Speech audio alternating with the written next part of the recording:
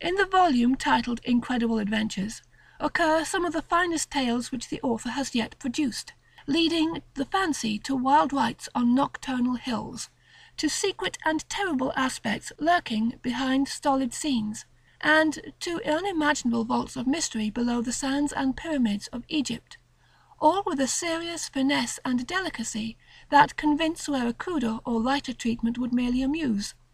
Some of these accounts are hardly stories at all, but rather studies in elusive impressions and half-remembered snatches of dream.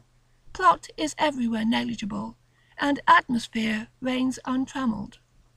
John Silence, Physician Extraordinary, is a book of 5 related tales, through which a single character runs his triumphant course, marred only by traces of the popular and conventional detective story atmosphere, for Dr. Silence is one of those benevolent geniuses who employ their remarkable powers to aid worthy fellow men in difficulty. These narratives contain some of the author's best work, and produce an illusion at once emphatic and lasting. The opening tale, A Psychical Invasion, relates what befell a sensitive author in a house once the scene of dark deeds, and how a legion of fiends was exorcised. Ancient Sorceries, perhaps the finest tale in the book, gives an almost hypnotically vivid account of an old French town where once the unholy Sabbath was kept by all the people, in the form of cats. In The Nemesis of Fire, a hideous elemental is evoked by new spilt blood, whilst Secret Worship tells of a German school where Satanism held sway, and where long afterward an evil aura remained. The Camp of the Dog is a werewolf tale, but is weakened by moralization and professional occultism. Too subtle perhaps for definite classification as horror tales, yet possibly more truly artistic in an absolute sense, are such delicate fantasies as Jimbo or The Centaur. Mr. Blackwood achieves in these novels a close and palpitant approach to the inmost substance of dream, and works enormous havoc with the conventional barriers between reality and imagination. Unexcelled in the sorcery of crystalline singing prose, and supreme in the creation of a gorgeous and languorous world of iridescently exotic vision, is Edward John Morton Drax Plunkett, 18th Baron Dunsany, whose tales and short plays form an almost unique element in our literature. Inventor of a new mythology and weaver of surprising folklore, Lord Dunsany stands dedicated to a strange world of fantastic beauty, and pledged to eternal warfare against the coarseness and ugliness of diurnal reality. His point of view is the most truly cosmic of any held in the literature of any period.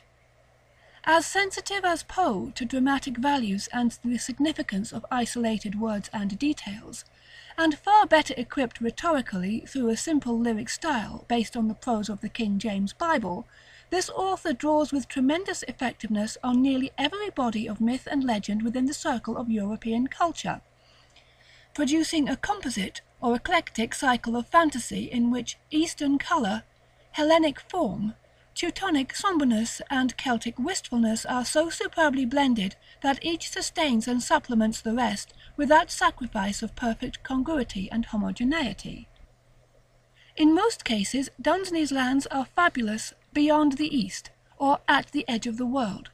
His system of original personal and place names, with roots drawn from classical, oriental, and other sources, is a marvel of versatile inventiveness and poetic discrimination, as one may see from such specimens as Archimenes, Bethmora, Poltanes, Camarac, Illyrial, or Sardathrion. Beauty rather than terror is the keynote of Dunsany's work. He loves the vivid green of jade and of copper domes, and the delicate flush of sunset on the ivory minarets of impossible dream cities. Humour and irony, too, are often present to impart a gentle cynicism, and modify what might otherwise possess a naive intensity.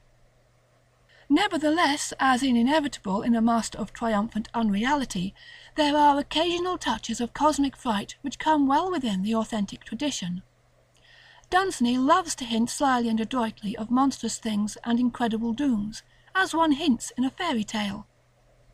In The Book of Wonder, we read of Hlöhlo, the gigantic spider idol which does not always stay at home, of what the Sphinx feared in the forest, of Slith, the thief who jumps over the edge of the world after seeing a certain light lit and knowing who lit it, of the anthropophagus Ghibellines, who inhabit an evil tower and guard a treasure, of the gnolls, who live in the forest and from which it is not well to steal, of the city of Never and the eyes that watch in the under pits, and of kindred things of darkness. A Dreamer's Tales tells of the mystery that sent forth all men from Bethmora in the desert, of the vast gate of Perdondaris that was carved from a single piece of ivory, and of the voyage of poor old Bill, whose captain cursed the crew and paid calls on nasty-looking isles new risen from the sea, with low-thatched cottages having evil, obscure windows. Many of Dunsany's short plays are replete with spectral fear. In The Gods of the Mountain, 7 beggars impersonate the 7 green idols on a distant hill, and enjoy ease and honour in a city of worshippers until they hear that the real idols are missing from their wonted seats. A very ungainly sight in the dusk is reported to them. Rock should not walk in the evening. And at last, as they sit awaiting the arrival of a troop of dancers, they note that the approaching footsteps are heavier than those of good dancers ought to be. Then things ensue, and in the end the presumptuous blasphemers are turned to green jade statues by the very walking statues whose sanctity they outraged. But mere plot is the very least merit of this marvellously effective play. The incidents and developments are those of a supreme master, so that the whole forms one of the most important contributions of the present age, not only to drama, but to literature in general. A Night at an Inn tells of 4 thieves who have stolen the emerald eye of Klesh, a monstrous Hindu god. They lure to their room and succeed in slaying the 3 priestly avengers who are on their track. But in the night, Klesh comes gropingly for his eye, and having gained it and departed, calls each of the despoilers out into the darkness for an unnamed punishment. In The Laughter of the Gods there is a doomed city at the jungle's edge, and a ghostly lutanist heard only by those about to die, cf. Alice's spectral harpsichord in Hawthorne's House of the Seven Gables, whilst The Queen's Enemies retells the anecdote of Herodotus in which a vengeful princess invites her foe to a subterranean banquet and lets in the Nile to drown them. But no amount of mere description can convey more than a fraction of Lord Dunsany's pervasive charm. His prismatic cities and unheard-of rites are touched with a sureness which only mastery can engender, and we thrill with a sense of actual participation in his secret mysteries. To the truly imaginative he is a talisman and a key, unlocking rich storehouses of dream and fragmentary memory, so that we may think of him, not only as a poet, but as one who makes each reader a poet as well. At the opposite pole of genius, from Lord Dunsany, and gifted with an almost diabolic power of calling horror by gentle steps from the midst of prosaic daily life, is the scholarly Montague Rhodes James, Provost of Eton College, antiquary of note and recognized authority on medieval manuscripts and cathedral history.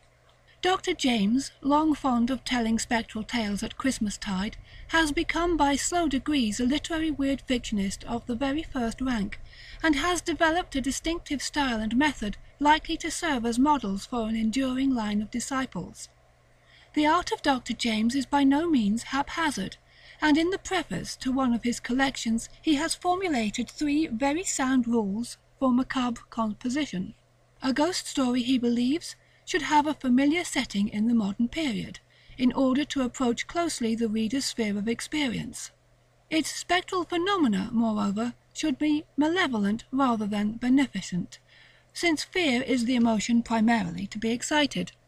And finally, the technical patois of occultism or pseudoscience ought carefully to be avoided, lest the charm of casual verisimilitude be smothered in unconvincing pedantry. Dr. James, practising what he preaches, approaches his themes in a light and often conversational way. Creating the illusion of everyday events, he introduces his abnormal phenomena cautiously and gradually, relieved at every turn by touches of homely and prosaic detail, and sometimes spiced with a snatch or two of antiquarian scholarship. Conscious of the dose relation between present weirdness and accumulated tradition, he generally provides remote historical antecedents for his incidents, thus being able to utilize very aptly his exhaustive knowledge of the past, and his ready and convincing command of archaic diction and colouring. A favourite scene for a James tale is some centuried cathedral, which the author can describe with all the familiar minuteness of a specialist in that field. Sly, humorous vignettes, and bits of lifelike genre portraiture and characterization are often to be found in Dr. James's narratives, and serve in his skilled hands to augment the general effect rather than to spoil it, as the same qualities would tend to do with a lesser craftsman. In inventing a new type of ghost, he has departed considerably from the conventional Gothic tradition, for where the older stock ghosts were pale and stately, and apprehended chiefly through the sense of sight, the average James ghost is lean, dwarfish, and hairy, a sluggish, hellish sight, abomination midway betwixt beast and man, and usually touched before it is seen. Sometimes the spectre is of still more eccentric composition, a roll of flannel with spidery eyes, or an invisible entity which moulds itself in bedding and shows a face of crumpled linen. Dr. James has, it is clear, an intelligent and scientific knowledge of human nerves and feelings, and knows just how to apportion statement, imagery, and subtle suggestions in order to secure the best results with his readers. He is an artist in incident and arrangement rather than in atmosphere, and reaches the emotions more often through the intellect than directly. This method, of course, with its occasional absences of sharp climax, has its drawbacks as well as its advantages, and many will miss the thorough atmospheric tension which writers like Machen are careful to build up with words and scenes. But only a few of the tales are open to the charge of tameness. Generally, the laconic unfolding of abnormal events in adroit order is amply sufficient to produce the desired effect of cumulative horror. The short stories of Dr. James are contained in 4 small collections, entitled respectively Ghost Stories of an Antiquary, More Ghost Stories of an Antiquary, A Thin Ghost and Others, and A Warning to the Curious. There is also a delightful juvenile fantasy, The 5 Jars, which has its spectral adumbrations. Amidst this wealth of material, it is hard to select a favourite or especially typical tale, though each reader will no doubt have such preferences as his temperament may determine. Count Magnus is assuredly one of the best, forming as it does a veritable Golconda of suspense and suggestion. Mr. Wraxall is an English traveller of the middle 19th century, sojourning in Sweden to secure material for a book. Becoming interested in the ancient family of de la Gardie near the village of Rabat, he studies its records, and finds particular fascination in the builder of the existing manor house, one Count Magnus, of whom strange and terrible things are whispered. The Count, who flourished early in the 17th century, was a stern landlord, and famous for his severity toward poachers and delinquent tenants. His cruel punishments were bywords, and there were dark rumours of influences which even survived his interment in the great mausoleum he built near the church, as in the case of the 2 peasants who hunted on his preserves one night a century after his death. There were hideous screams in the woods, and near the tomb of Count Magnus an unnatural laugh and the clang of a great door. Next morning the priest found the 2 men, one a maniac, and the other dead, with the flesh of his face sucked from the bones. Mr. Wraxall hears all these tales, and stumbles on more guarded references to a black pilgrimage once taken by the Count, a pilgrimage to Chorazin in Palestine, one of the cities denounced by our Lord in the Scriptures, and in which old priests say that Antichrist is to be born. No one dares to hint just what that black pilgrimage was, or what strange being or thing the Count brought back as a companion. Meanwhile, Mr. Wraxall is increasingly anxious to explore the mausoleum of Count Magnus, and finally secures permission to do so in the company of a deacon. He finds several monuments and 3 copper sarcophagi, one of which is the Count's. Round the edge of this latter are several bands of engraved scenes, including a singular and hideous delineation of a pursuit, the pursuit of a frantic man through a forest by a squat muffled figure with a devilfish's tentacle, directed by a tall cloaked man on a neighbouring hillock.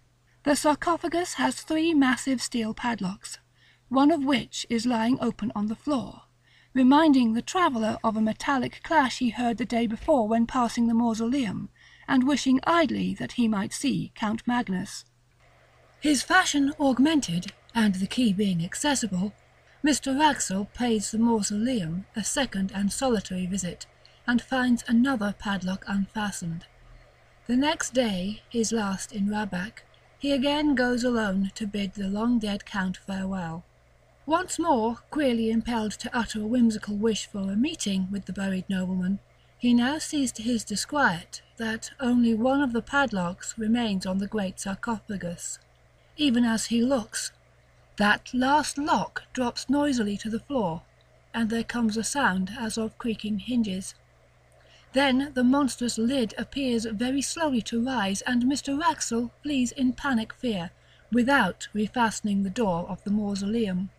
During his return to England, the traveller feels a curious uneasiness about his fellow passengers on the canal boat which he employs for the earlier stages. Cloaked figures make him nervous, and he has a sense of being watched and followed. Of 28 persons whom he counts, only 26 appear at meals, and the missing 2 are always a tall cloaked man and a shorter muffled figure. Completing his water travel at Harwich, Mr. Wraxall takes frankly to flight in a closed carriage, but sees 2 cloaked figures at a crossroad. Finally he lodges at a small house in a village, and spends the time making frantic notes. On the second morning he is found dead, and during the inquest 7 jurors faint at sight of the body. The house where he stayed is never again inhabited, and upon its demolition half a century later, his manuscript is discovered in a forgotten cupboard. In The Treasure of Abbot Thomas, a British antiquary unriddles a cipher on some Renaissance painted windows, and thereby discovers a centuried hoard of gold in a niche halfway down a well in the courtyard of a German abbey. But the crafty depositor had set a guardian over that treasure, and something in the black well twines its arms around the searcher's neck in such a manner that the quest is abandoned, and a clergyman sent for. Each night after that, the discoverer feels a stealthy presence and detects a horrible odour of mould outside the door of his hotel room, till finally the clergyman makes a daylight replacement of the stone at the mouth of the treasure vault in the well, out of which something had come in the dark, to avenge the disturbing of old Abbot Thomas's gold. As he completes his work, the cleric observes a curious toad-like carving on the ancient well-head, with the Latin motto, Depositum Custodi, keep that which is committed to thee. Other notable James tales are The Stalls of Barchester Cathedral, in which a grotesque carving comes curiously to life to avenge the secret and subtle murder of an old dean by his ambitious successor. O Whistle and I'll Come to You, which tells of the horror summoned by a strange metal whistle found in a medieval church ruin, and An Episode of Cathedral History, where the dismantling of a pulpit uncovers an archaic tomb whose lurking demon spreads panic and pestilence. Dr. James, for all his light touch, evokes fright and hideousness in their most shocking form, and will certainly stand as one of the few really creative masters in his darksome province. For those who relish speculation regarding the future, the tale of supernatural horror provides an interesting field. Combated by a mounting wave of plodding realism, cynical flippancy, and sophisticated disillusionment, it is yet encouraged by a parallel tide of growing mysticism, as developed both through the fatigued reaction of occultists and religious fundamentalists against materialistic discovery, and through the stimulation of wonder and fancy by such enlarged vistas and broken barriers as modern science has given us, with its intra-atomic chemistry, advancing astrophysics, doctrines of relativity, and probings into biology and human thought. At the present moment, the favouring forces would appear to have somewhat of an advantage, since there is unquestionably more cordiality shown toward weird writings than when, 30 years ago, the best of Arthur Machen's work fell on the stony ground of the smart and cocksure nineties.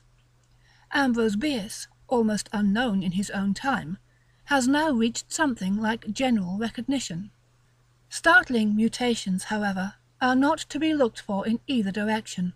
In any case, an approximate balance of tendencies will continue to exist, and while we may justly expect a further subtilization of technique, we have no reason to think that the general position of the spectral in literature will be altered. It is a narrow though essential branch of human expression, and will chiefly appeal, as always, to a limited audience with keen special sensibilities. Whatever universal masterpiece of tomorrow may be wrought from phantasm or terror, will owe its acceptance rather to a supreme workmanship than to a sympathetic theme. Yet who shall declare the dark theme a positive handicap? Radiant with beauty, the cup of the Ptolemies was carven of onyx.